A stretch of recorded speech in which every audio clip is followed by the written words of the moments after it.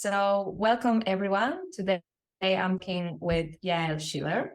She is a mind, body, and spirit psychotherapist, consultant, author, and international teacher. Her accomplishments are really huge in not only in the field of dream work, but also trauma treatment. And she's authored 2 books about dreams and nightmares. And this is what I would like to talk to her about today. And more exactly about how we can use dream work and her nightmare treatment protocol that she developed to deal with the situations that are very complicated in our life when we are under a lot of stress and trauma, and maybe our circumstances are really far from ideal. So welcome, Yael. It's a pleasure to have you here. Thank you. Would you like starting by saying a little bit about how did you get into the dream world? Were you the psychotherapist first and then decide to learn about dreams, or were you always passionate about dreams and then you decided to become a therapist? Can you tell us a little bit about that? Sure.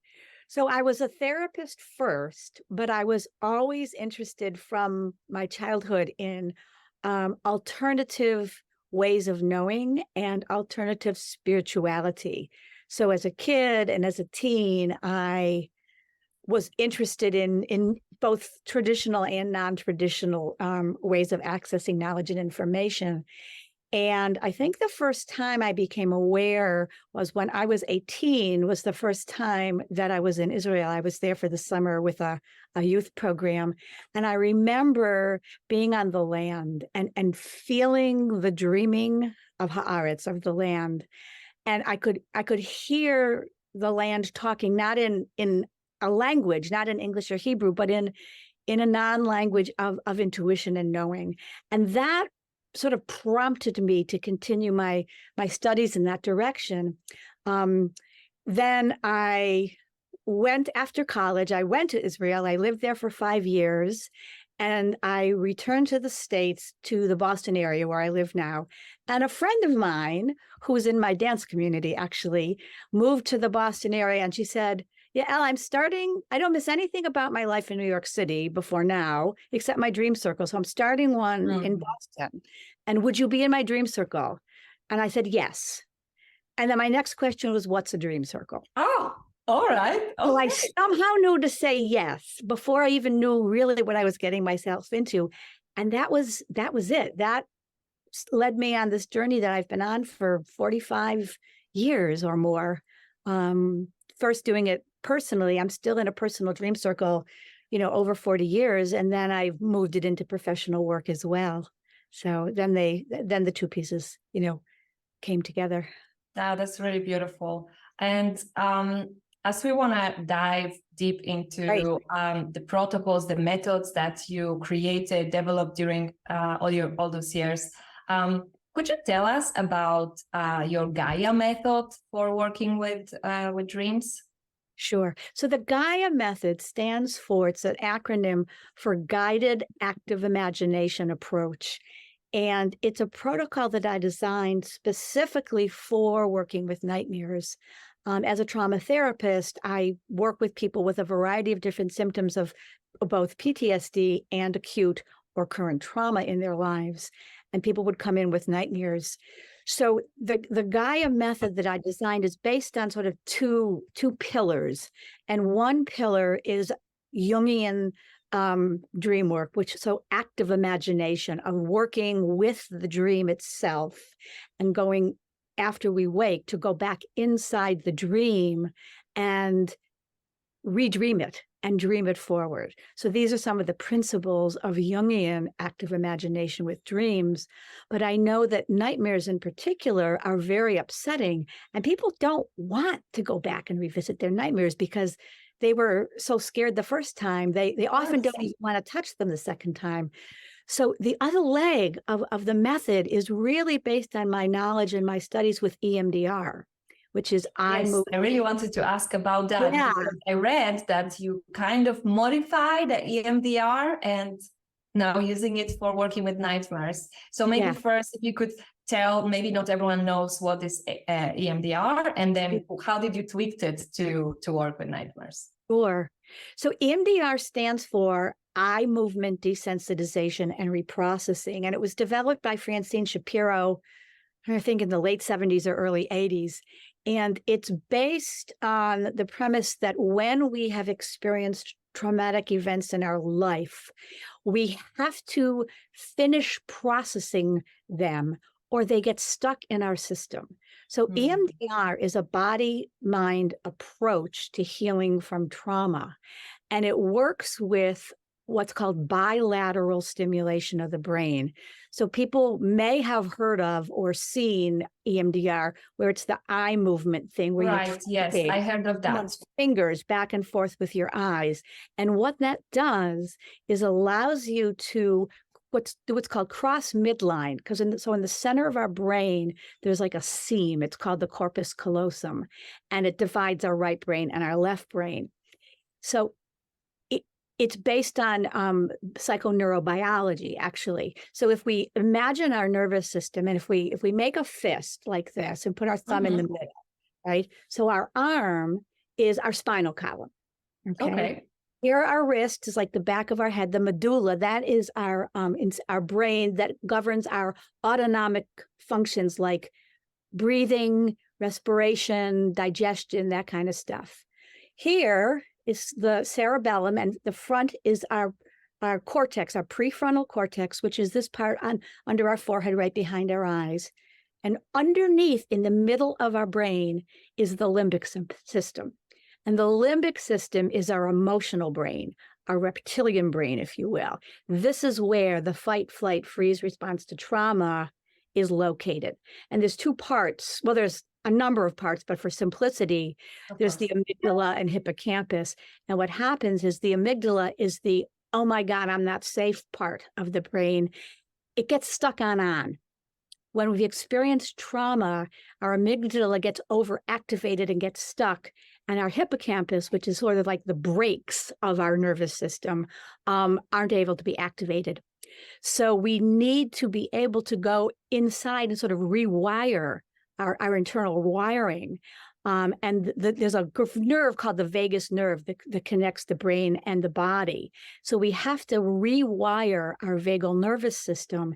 And one of the ways to do that works so well is using right brain and left brain and crossing this midline. So we have access to our left brain, which is more linear and more mathematically oriented and more logical.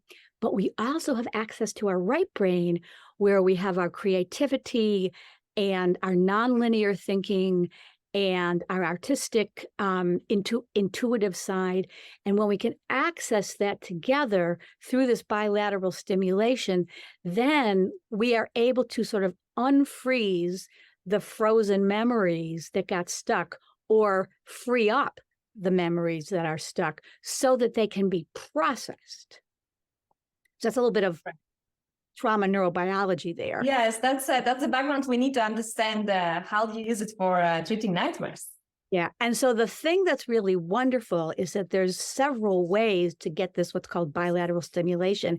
And one is through having the eyes tracking, but also it can be auditory, like a sound in opposite ears.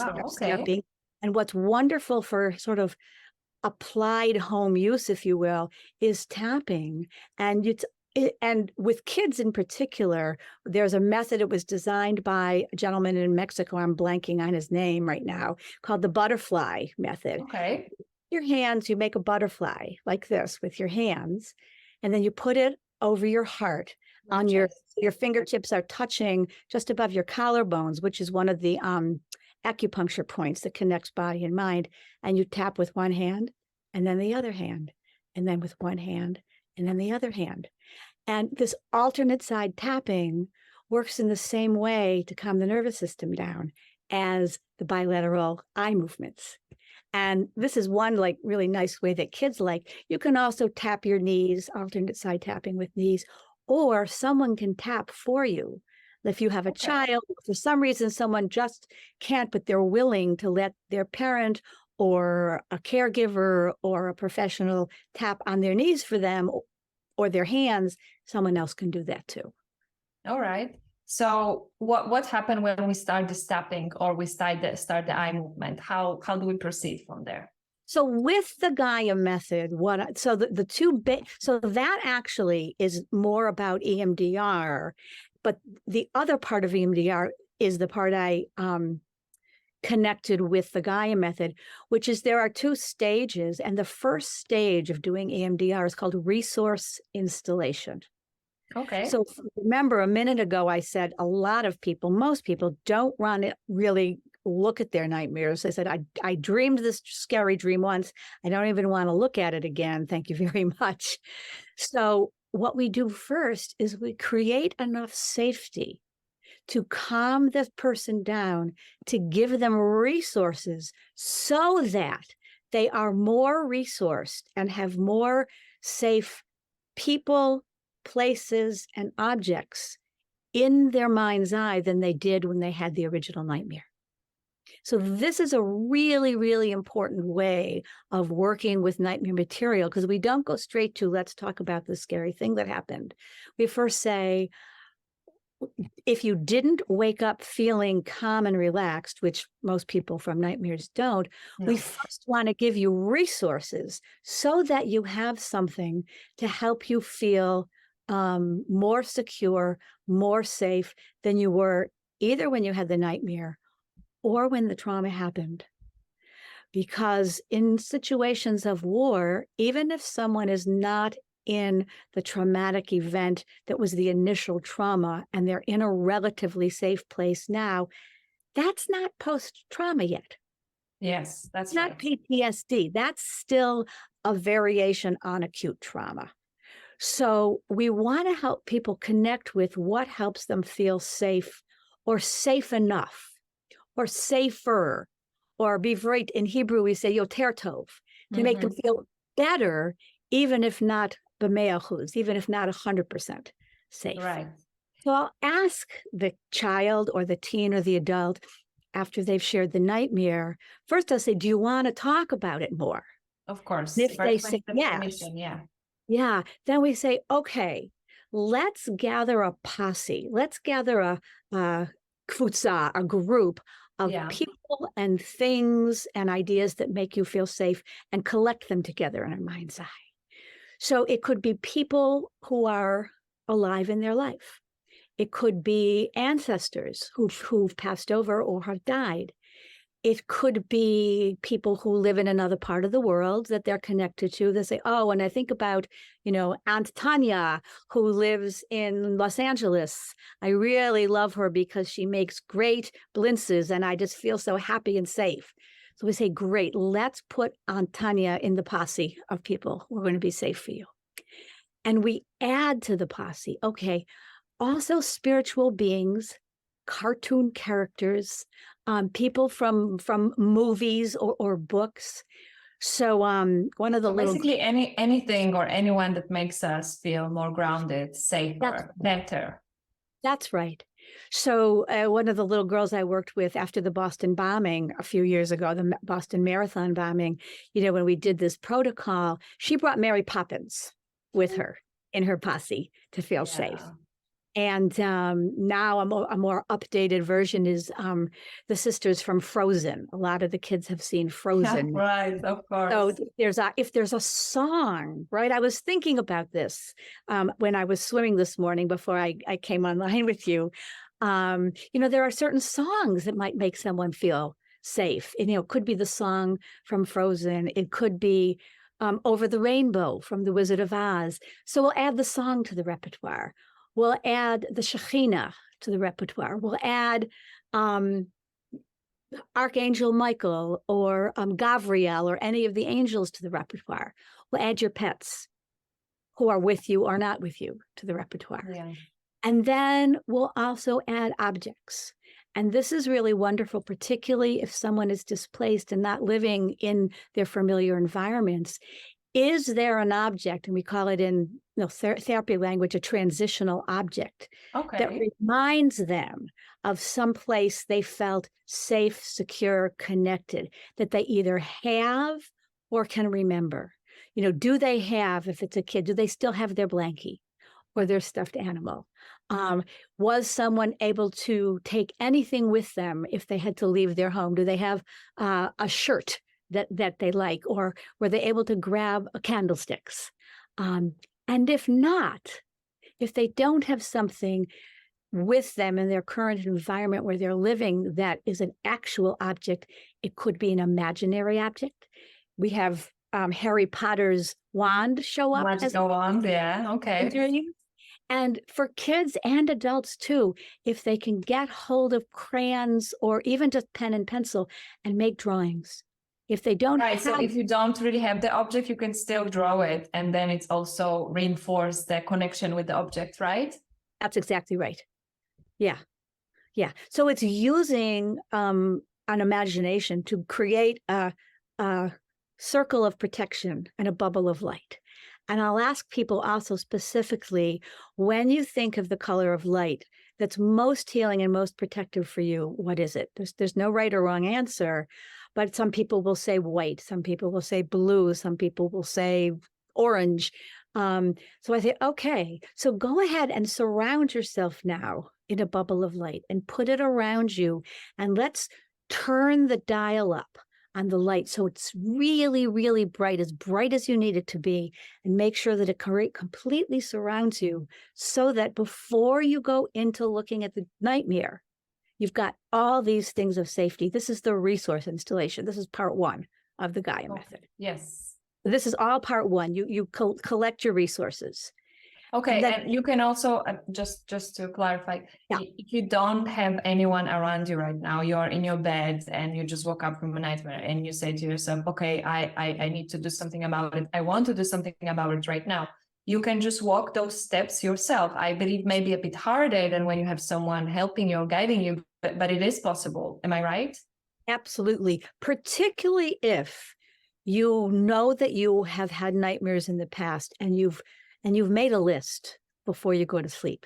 You can sit down and pick up a piece of paper, if you have a journal to put your dreams in, make a list of your safety resources, just anytime during the day before you go to sleep, and keep that near you at night. So when you wake up, incredible advice.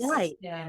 You don't have to suddenly create it from scratch, because you're scared, your heart is pounding, and it's like, oh my God, I feel scared. And here's my list. Let me look at my list. You don't have to. And maybe you can even save a song on your phone or something like auditory stimulation. Yeah, that's really incredible advice. Yeah. Okay.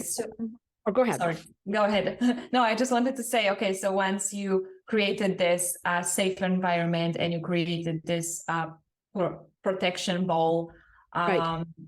What's next? What's happening next? So then if you're away, if you're in your bed at night, probably what you want to do at that point is ground in the present and open your eyes, have a little bit of light at least in the room, and look around and see where you are and say, okay, I am here.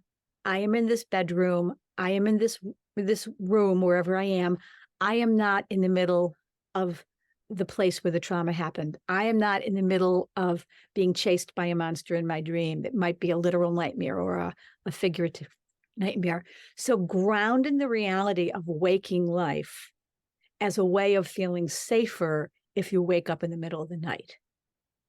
And then put the bubble around you too, as well, when you wake up.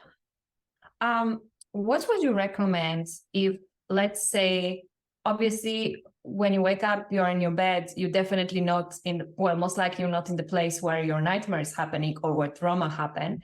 But what would you recommend if the environment still doesn't feel that safe? Because I would like to know if there's something that you could do to anchor yourself really in the present. Because if we take the situation of a war, right? You don't really know what's going to happen in the next few minutes. So you can say to yourself, okay, I'm in my bed and I am safe, in quotes, safe now, but maybe in 5 minutes, I'm not going to be. So is there something we could do to maybe if one is going to be ideal, maybe, you know, expecting from ourselves that we will feel completely safe in this moment, it's a bit too much. But maybe there's something we can still do to anchor in the present, that right here, right now, I am safe. Right. So what you're talking about, Joanna, is really about mindfulness in this moment right now. Because this moment, all the mindfulness teachers tell us, this moment is all that we have that's reality right now. So if we can remind ourselves, okay, there is the clock on the wall, there is the comforter on my bed, here are my feet on the floor, right now in this moment, I'm okay. I'm safe right now. It's yoter tov. It's better. It might not be mushlam, it might not be perfect, but it's not exactly the same as when you had to leave a place that wasn't safe, or what might happen in 5 minutes or 5 days. Because we don't know. We can't fortune tell the future. But a wonderful, so we want to feel safe in our physical body. In the moment, yeah, okay. So if we can get our breathing regulated, that is one of the biggest ways to calm our nervous system down, slow our heart rate down. So to really if you sat up in bed and you're scared, what I would say is to put on a little bit of light if you can, and put your, if you can, put your feet on the floor and just feel the ground under your feet. Yeah, and pay attention to the sensation in your body, right? Because in English anyway, we call it a feeling because we feel it. It's the same word in English, in our body. It's that somatic. In Hebrew, the regashot is not the same as feelings in English, but bring our attention to our physical body. And when we can calm that down, we can feel a little relief from the fear and the panic and the nightmare. So there's a wonderful method from energy psychology. It's called boundary balancing. And you can take either hand, it doesn't matter. And if you on your sternum right here, just gentle tapping, and you say to yourself while you're tapping, I have 100% healthy working boundaries between myself and my fear. Between myself Can you repeat that sentence, please? You repeat, I have 100%, yesh li 100%, I have 100% healthy working boundaries, beni ubensiut sheli, between myself and my nightmare. And you can just tap, or if the tapping is not sufficient, you can also tap on what's called feathering, where you send it out by doing this. You tap on your sternum, and then you bring it up through your throat and chin and send it out of your body. As you do this, you will start to feel your system calm down, because we're calming our system down at 5 or 6 levels of being. Actually, the original one, we have boundaries between ourselves, physical, emotional, cognitive, spiritual, what did I miss? Energetic, okay. Energetic, right? And then the 6th one we added is between our waking self and our dreaming self. I have 100% boundaries between my waking self and my sleeping self, right? So whatever are the words, and you can adapt the words, but it's the somatic physical touch that helps activate the calming reflex in our nervous system. That can really be helpful if you wake up in the night. That's an amazing advice.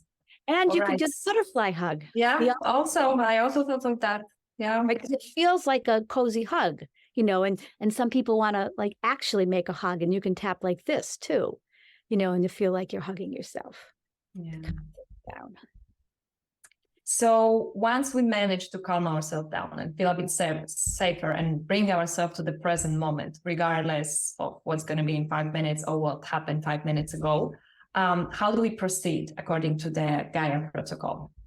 So I'm going to differentiate between if it's in the middle of the night or if you're awake. All right. Okay. Because there are let's two do that. different things. In the middle of the night, you simply want to calm yourself down enough to be able to go back to sleep. The actual rest of the protocol for Gaia involves, with your posse and with all your resources, peeking inside the nightmare to see if there's any resources inside the dream or nightmare you might have missed. And then you gather those two. You go back inside the dream with your lightsaber or with Harry Potter's wand or with your Aunt Tanya or with Archangel Michael or whoever you posseed with you. And you redream the dream forward so that it has a resolution where the end of the dream is you being safe.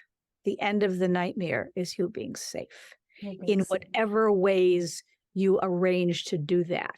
You know, you have a cloak of invisibility in this dream that you didn't have before, so you can get out of the nightmare safely. Or you have put your bubble of light around you so nothing can penetrate the bubble of light. And this time you're able to move from the nightmare. If you woke up and you thought, oh my God, there's people screaming and there's a bomb falling, but that's not your actual reality right now. You put the bubble of light around you inside the nightmare and say, okay, I am safe and protected from what's going on in my nightmare. And because I'm safe and protected, I see an exit that I didn't notice before. And now I can move toward the exit with my family and with my friends. And in my nightmare, I can get out of this dangerous place and into a safe environment. And that's where I'm going to have the dream end. It's sort of redreaming the dream.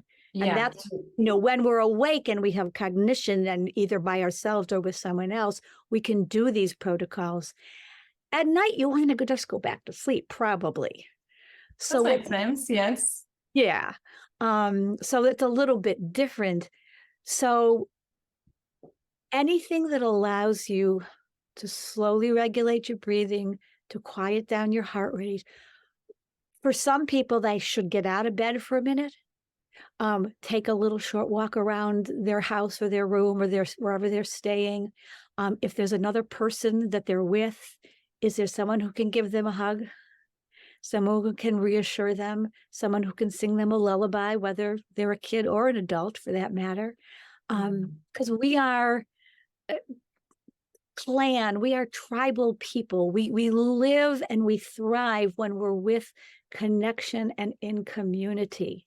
So when we're scared, one of our healthiest instincts is to run toward people, to run toward connection.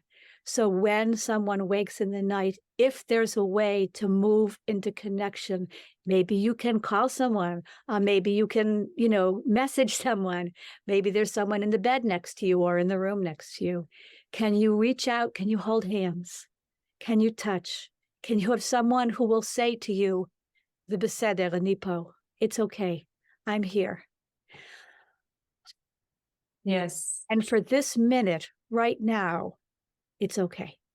Yeah, it's really true. The power of the community and the connection, as you say, is very, very important. That's why, in general, sharing our dreams, not only our nightmares or not only our moments of hardship, it's so important because we connect with others on a much deeper level. And this is also something that I always say to everyone who's questioning even the purpose of dream sharing or dream circles that I personally love so much. And from what I understood, you as well. It's that when we share the dream with the other person, we create very special kind of connection, and we open ourselves, our hearts on a deep level with the trust that we're going to be received with love and kindness. So when times are hard, you know, nowadays for me, I do it anyway because I love talking about dreams. I always ask my husband about his dreams, my best friend, and whoever knows me, like, yeah, they know they can expect this question. But nowadays, when the circumstances are very, very complicated, these moments of dream sharing, it's even more important. Yeah, even if it's not sharing the nightmares, it's just so important. I couldn't agree with you more, because we're connecting through multiple layers of time and space and dimensions when we share our dreams.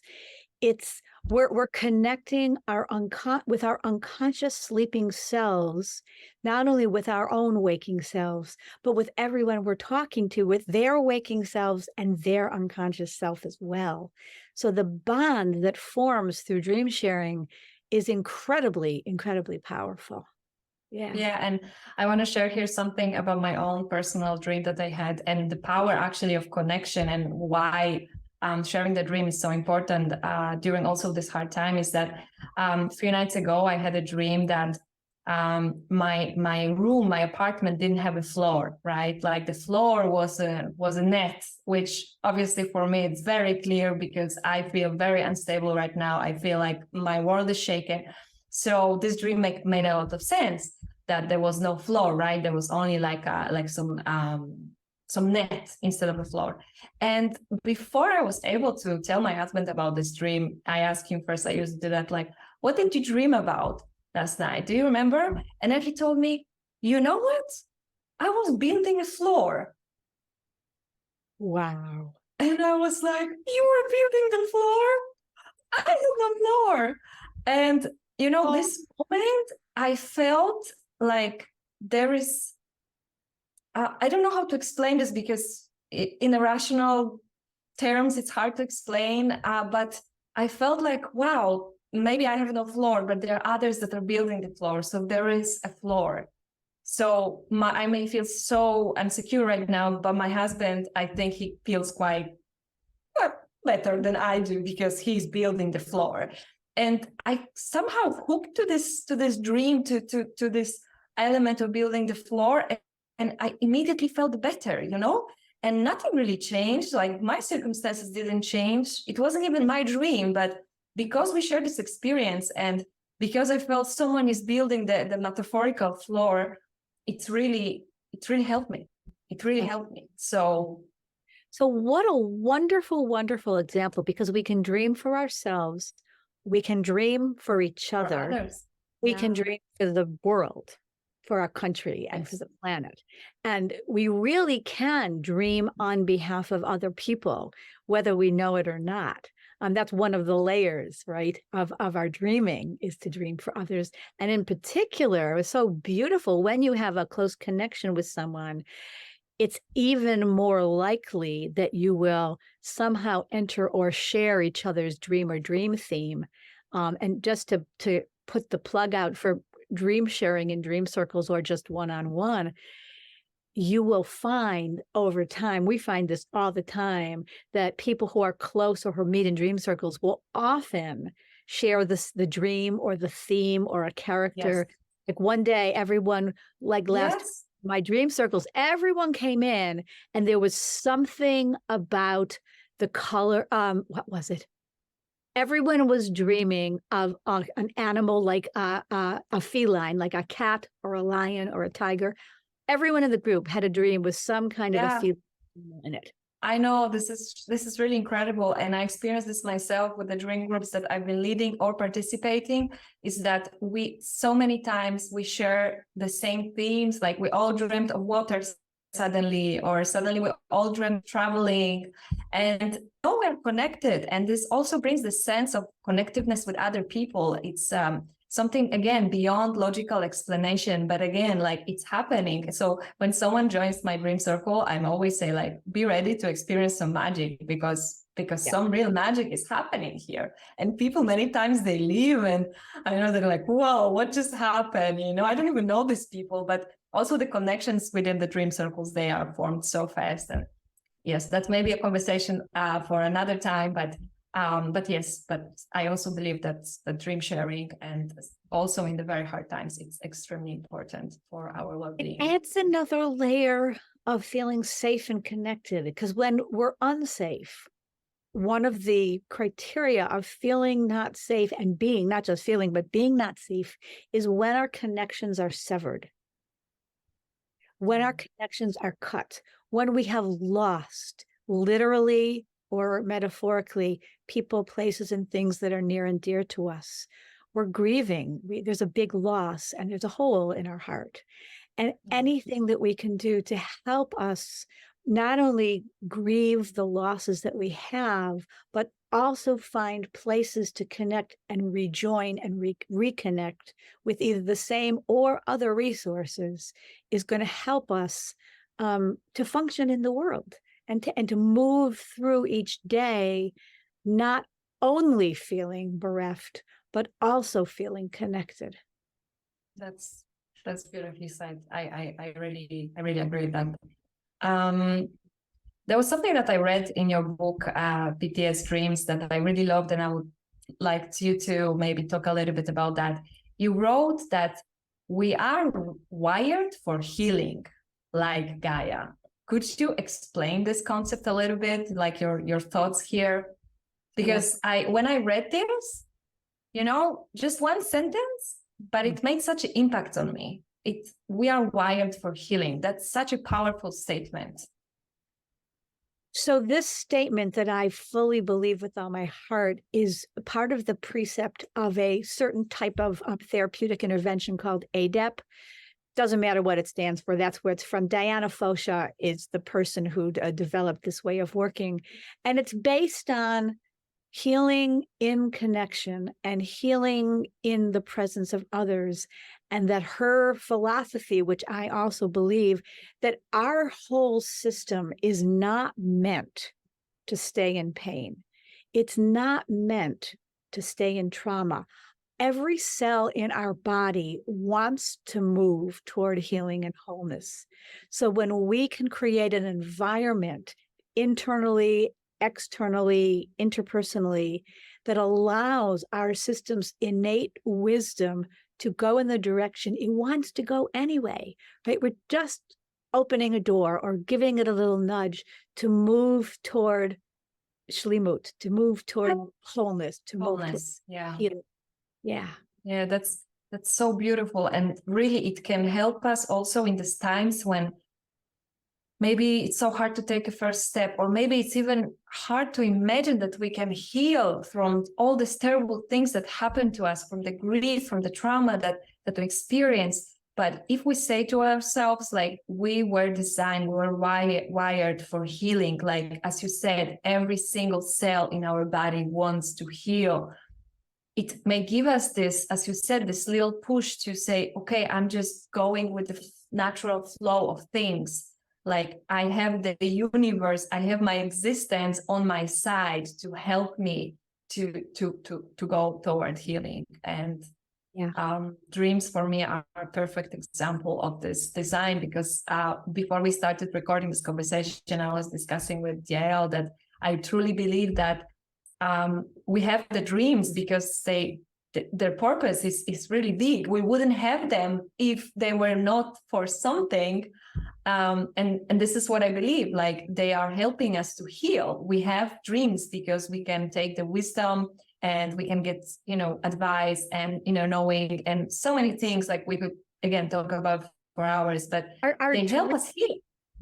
Yeah, I completely agree. And there's regular, quote unquote, regular dreams that are sort of neutral or positive. And then there are bad dreams that are like a little bit scary or anxious, but not too much. And then there are the nightmares that we wake up with our hearts in our throats and we're terrified. And I write that when we have a nightmare, that's an SOS from our unconscious. And it's saying, for help. There's something you haven't finished healing, or there's something you haven't finished processing, or there's something you need to know and do that your deepest, wisest unconscious self is bringing up for you so you can attend to it. And often we have to move from the unconscious that comes through in our dreams to translate it into consciousness, right? Into words. There's a simultaneous translation that happens. The minute we say a dream out loud, we've moved it from our somatic unconscious into our cognitive language, right? We've changed the venue already. So once we figure out what the message is, then we have to do something. And it could be something really small, but some little ritual that allows us to honor the healing, honoring the dream that came through in the dream or nightmare. So we've done it in our real world. So what would be, if you can give an example of, I call it honoring the dream. How can we honor our dreams in a small but significant ways? So, for example, with your beautiful dream sharing experience, with your husband, you woke up and there was no ground beneath your feet. You were unstable. It was just mesh, I think you said. It was mesh. Yeah, mesh. And you would slip through if you tried to walk on it, or you could slip through. And then your husband said, well, I actually had a dream of building a floor. So what you could do, two things just off the top of my head, you could put your meshy floor in one hand and his solid floor that he's building for you in the other. And with kavanah, with intentionality, bring your hands together and bring the meshy floor and the solid built floor together so they're joined. And then this gesture that you've made can be like a talisman or a touchstone. If you're ever feeling ungrounded, you can go, oh, I've got my husband's floor under my feet. Yeah. That's beautiful. Thank you. Yeah. I'm going to do that definitely later tonight. So I would like to touch on one more important thing. And it's how you call it, moving from PTSD to PTSG. Right. So could you explain, I think PTSD, post-traumatic stress disorder, post-traumatic dreams, that everyone knows, but what is the PTSG and how we can move forward? So I coined a new acronym of PTSG, which is post-trauma spiritual growth. That's the S and G, spiritual growth. So how do we move from living in a state of acute or chronic trauma to a place where we've learned something, we've grown somehow, where there's not only light somewhere out there, but we can see it and find it and move toward it and grow in some way in our lives. And there's a number of different things I'm thinking about right now with that question. One is there's another therapeutic modality called IFS, Internal Family Systems, that was designed by Richard Schwartz. And he calls himself a hope merchant. So how can we, I like that. Merchants, Mochrei Tikva, right? How can we sell and share hope with each other? And I can't tell you how many times in the last couple of weeks I've been at various gatherings when Hatikva is played and we stand and we sing. And this is the national, those of you in Israel know, but for those who don't, who might be listening, Hatikva is the national anthem of Israel, and it means the hope. And it always feels, it lifts me up to sing it. So one way of moving into the light, into spiritual growth, is find ways to experience hope and connection in your life. In my book, I describe a dream that I had during COVID, when we're in a different kind of global trauma, but part of what was a feature of it was our intense isolation and being cut off from each other. And when we're in a variety of different types of traumatic experience, including in a country where there is war or there is a natural disaster, we're cut off from people, and we are cut off from surroundings that might be familiar to us. So we feel isolated then as well. So in this dream, I remember I had a dream that I was in a cell, like a jail cell, and it was sort of dark and damp. And in the dream, I was a little girl. I remember that. I was myself younger. And I was kind of just crouched down in the dream and feeling pretty hopeless in the beginning. And at one point, I remember a shaft of light came in through the bars of the jail cell in the window. And in the dream, and I don't remember if I was lucid in the dream or not in retrospect, but I somehow was able to turn toward the light that came into the jail cell through the bars of the window. And I remember in the dream, I held up my arms and I was just lifted out of the cell on the beam of light out into the Shemaim, into the heavens. And that was the dream. And I've always remembered that. And that was one of the examples I used in how can we dream ourselves into a place of hope, into a place of light, into a place where we connect and we learn something and bring it forward from the difficulty or the trauma that we've experienced. So that's the, I think that, intention. The intention. I think it's not an easy task, I must say, because when you find yourself, when your life suddenly becomes something completely else, it may be very easy to let the darkness, to let the grief, to let the pain to swallow you. And sometimes it's even hard to imagine that there is this light somewhere, but I believe that other people and also our dreams can bring us this light. And also that's why it's so important to write down your dreams, to share your dreams, to even incubate your dreams, which is, set an intention before you're going to sleep for healing dreams, for light dreams, for good dreams, because we may have a hard time finding this light. And it can be very, very hard task when you find yourself in very traumatic, crazy, scary circumstances. But I also believe that this light is always there, and our dreams can help us bring this light. And just to follow up, Joanna, on what you were saying, because I completely agree, we have to make room for all of our emotions and all of our reality and all of our feelings. So there might be times where you just need to sob. And that's the right thing to do, to cry your heart out because it's terrifying or you're grieving. And you should, and you need to. But then to reconstitute, to come back into the moment and take a breath and connect with someone, or look up at the sky and say, oh, look at that beautiful cloud going by. I can appreciate, I can have gratitude right now in this minute for something beautiful. For the flowers in the field. And it doesn't negate or deny that terrible things have happened and we're still living in a place of unsafety and insecurity, but it allows us some breathing room and some moments of calm, of mindfulness, and appreciation and gratitude. And this is literally true. I was taking a walk the other day, and I'm not in a war zone. I'm living, outside of Boston, but I was taking a walk by the river, and I looked up and I said, wow, I'm really grateful that missiles and rockets aren't falling on me right now. Right now, this moment, I am safe. And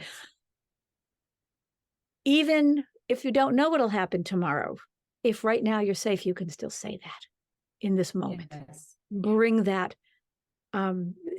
remembrance of this moment forward. So important to bring ourselves back to the present moment. So important on so many levels. Thank you so much, Yael. It was an incredible conversation. I feel that we cover so many things in practical ways for everyone struggling right now, no matter where they are located and no matter what kind of crisis they're going through.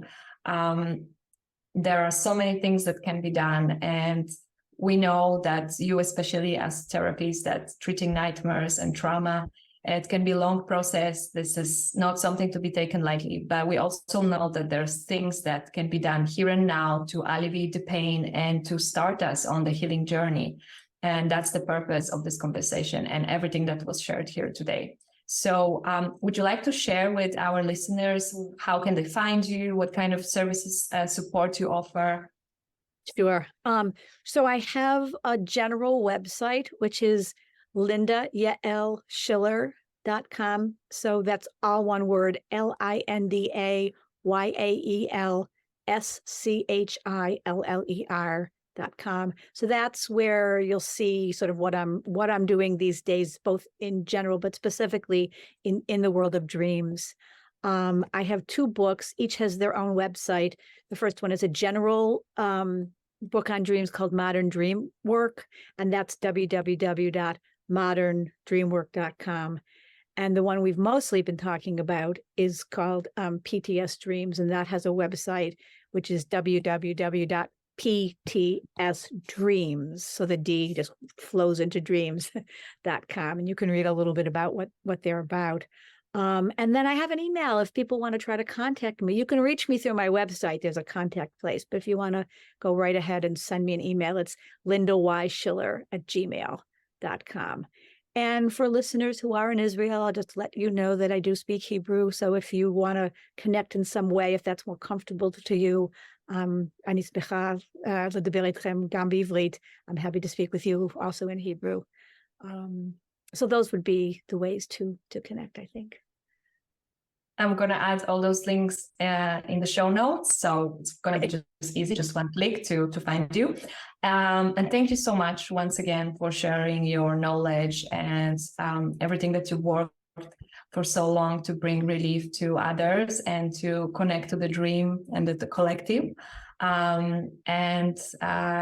Anyone who feels that needs support, would like to read Yael's book, just really check out her website. There's so many resources there, and I'm sure you're going to find something there for yourself that can be useful during these times of crisis. Thank you so much. Yeah, and I just send my support, my prayers, my blessings to everyone who needs them anywhere in the world for healing and safety and peace.